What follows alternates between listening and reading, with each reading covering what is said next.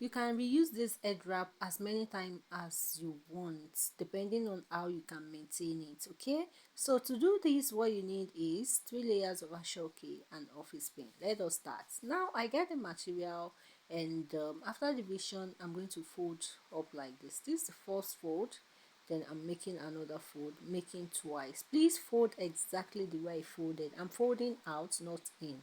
So once you are done folding like this, look at my hand. You're going to just arrange it like this and take excess to the back. Arrange all the arrangeables very well, make it well aligned and neat. Now go to the back and cross the hand. You can see I'm still here adjusting all the necessary parts before I cross the hand. Okay, so I'll cross the hand now like this and go to the front, work with the shorter parts, just pick it up and pleat everything down. Very simple to create. When you pleat everything down, we are going to pick up the excess and dip it in here. Nothing serious.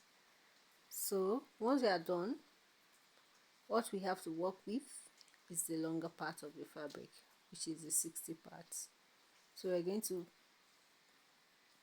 pick it down, everything, pick it all through and place it the way we did for the shorter parts.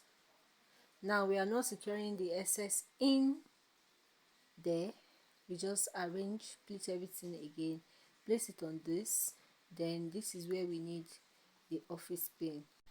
So we're going to pick the office pin now and use it to tack it down here. So I'm tacking it down at that place. It is on the previous one I tagged the two together, and I have this little one. Instead of putting it like securing it like I did to the other part, now I'll just use this one to form like a rose shape like this. So it's nothing serious and you can reuse it. That is the sweetest part of this head wrap. You can reuse it, just remove it, hang it somewhere, and when you are ready again, you pick it up and wear it just like a cap and you are good to go. Now I secure that plate with an office pin.